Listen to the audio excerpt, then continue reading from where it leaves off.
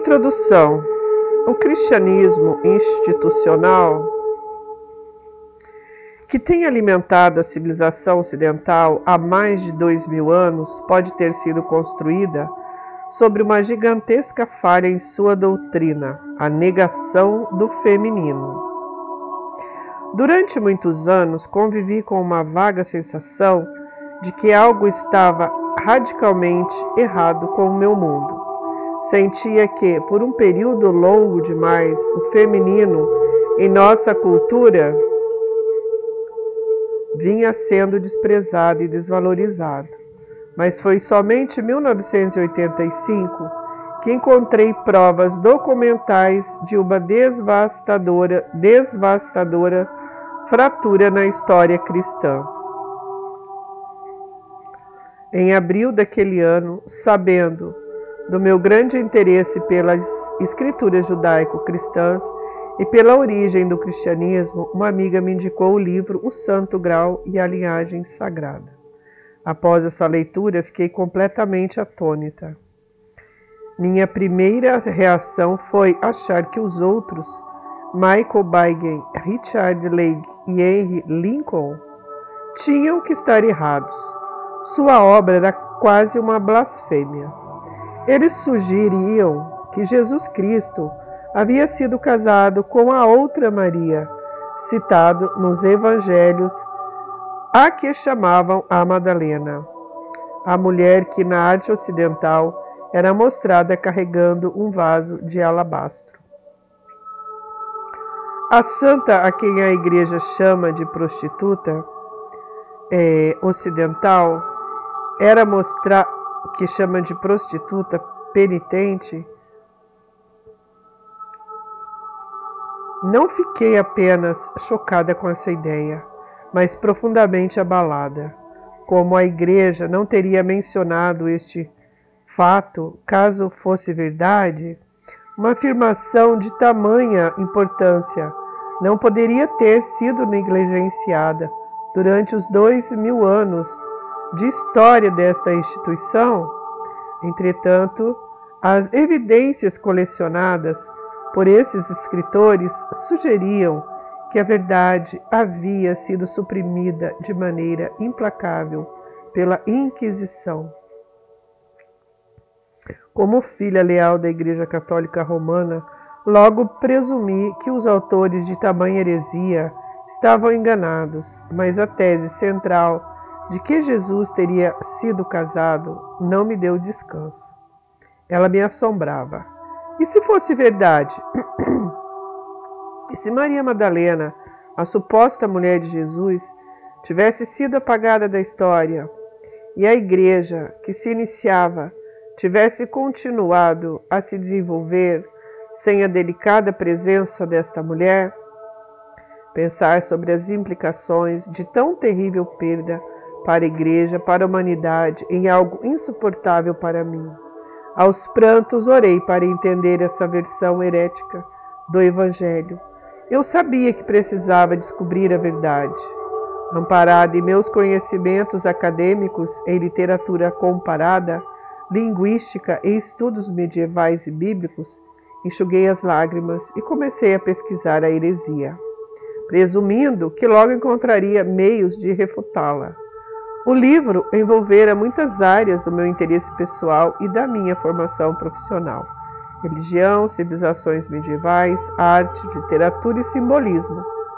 Eu havia ensinado esses estudos bíblicos, educação religiosa durante vários anos, por isso conhecia bem o terreno em que estava pisando. No início, imaginei que desmascarar a heresia seria uma tarefa simples. Fui diretamente às pinturas dos artistas citados pelos autores, O Santo Grau e a Linhagem Sagrada.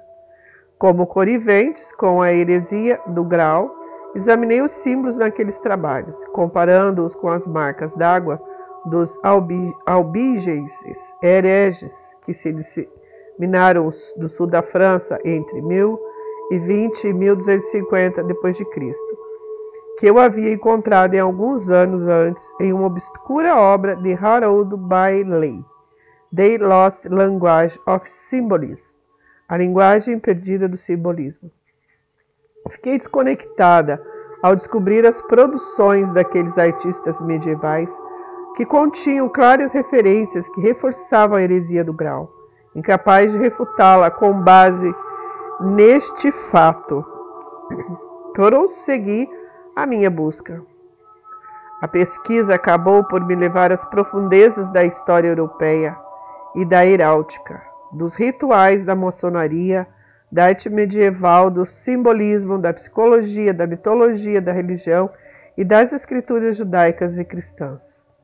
Em todos os lugares nas quais procurava, encontrava evidências do feminino que haviam sido perdidas ou negadas pela tradição judaica cristã e das várias tentativas de devolver a noiva à sua antiga e acalentada condição. Quanto mais eu me envolvia com o material, mais claro ficava que existia algo de real nas teorias propostas do livro que eu lera. E aos poucos fui me rendendo aos dogmas centrais da heresia do grau, a mesma teoria que eu havia proposto a desacreditar. Ao selecionar o material para este livro, trabalhei baseada na teoria de que onde há fumaça há fogo. Quantas tantas evidências de fontes tão numerosas e diversas podem ser reunidas para comprovar uma única hipótese? Há uma boa razão para levá-la a sério. Portanto, poderia mesmo existir alguma verdade nos rumores que persistiam por 2000 anos e que vieram à tona mais recentemente para que todos pudessem ver nos filmes Godspell, A Esperança, Jesus Cristo Superstar, A Última Tentação de Cristo, os quais mostram o relacionamento de Jesus e Maria Madalena com muito mais significado e com uma intimidade toda especial. Eu não posso provar que os dogmas da heresia do grau são verdadeiros, nem que Jesus se casou, nem que Maria Madalena era mãe de seu filho. Não posso sequer provar que Maria Madalena era a mulher do vaso de alabastro que ungiu Jesus em Betânia. Mas posso constatar que estes eram dogmas de uma heresia amplamente aceita na Idade Média e que seus requisitos estão contidos em numerosos trabalhos de arte e literatura. Ela foi veementemente atacada pela hierarquia da Igreja de Roma, mas conseguiu sobreviver apesar da incansável perseguição que sofreu. A heresia que manteve viva a outra versão da vida de Jesus foi impiedosamente perseguida, julgada e condenada à extinção. Mas a história do noivo sagrado, rei de Israel, mostrou-me virulenta demais, até para a Inquisição, e continuou a frutificar de tempos em tempos, como uma robusta videira que se espalha debaixo da terra e depois vem à superfície. Ela apareceu em situações em que a Inquisição e a Igreja não podiam arrancar suas raízes. Nos contos do folclore europeu, em sua arte e literatura, sempre escondida, frequentemente codificada em símbolos mais onipresentes. Manteve viva a esperança da linguagem davídica, que muitas vezes era chamada de videira. Existem várias possibilidades sobre a heresia do casamento de Jesus. Talvez ela seja autêntica e tenha sobrevivido porque os que defendiam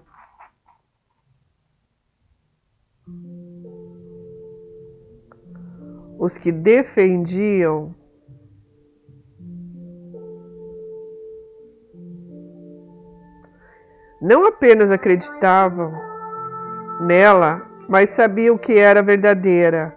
Por exemplo, por meio de provas como o célebre Tesouro de Templários, sob a forma de documentos ou de artefatos femininos.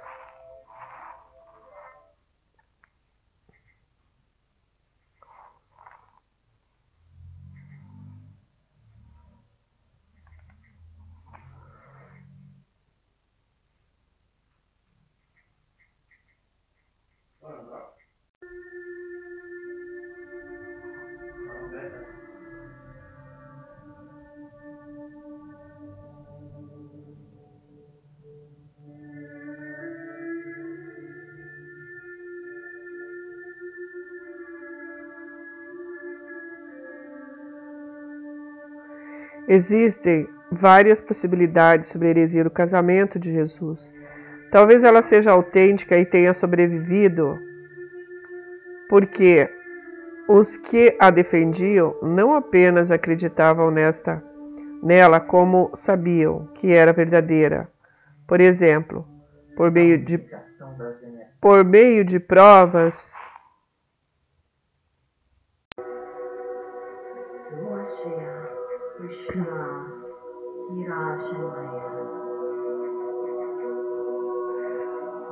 de provas como o célebre Tesouro dos Templários, sob a forma de documentos ou artefatos genuínos. Ou talvez ela tenha sido disseminada na tentativa de devolver o princípio do feminino perdido ao dogma cristão, que estava claramente desequilibrado em favor do masculino. Esta restauração do equilíbrio dos opostos, base da filosofia clássica, pode ter sido considerada necessária para o bem-estar da civilização. O culto do feminino floresceu em Provença no século XII. Tentativas confluentes dos cabalistas judeus de resgatar a senhora Matronite como a esposa perdida de Yahvé. Na mitologia judaica, comprovam o fato de que esse resgate do feminino era visto como importante, ou mesmo vital. Um movimento semelhante acontece hoje no mundo ocidental, revelando-se em estudos junquianos na área da psicologia, nos conceitos asiáticos do Yang Ying e na consciência da deusa. Também são muito significativas as numerosas aparições recentes da Virgem Maria, a única imagem da deusa permitida pela cristandade, e suas imagens têm sido vistas derramando lágrimas em igrejas cristãs por todo o mundo. Este fenômeno vem ganhando destaque na mídia nos últimos anos, até as pedras choram. O feminino desprezado e esquecido está suplicando para ser reconhecido e abraçado por nossa era moderna. A perda do feminino teve um impacto desastroso em nossa cultura. Masculino e feminino estão profundamente feridos nesse início de terceiro milênio. As dádivas do feminino não foram aceitas ou apreciadas por completo. Enquanto isso, o masculino, frustrado pela incapacidade de harmonizar suas energias com o feminino bem desenvolvido, continua a liderar o mundo empunhando a espada, brandindo armas e irresponsavelmente atacando com violência e destruição.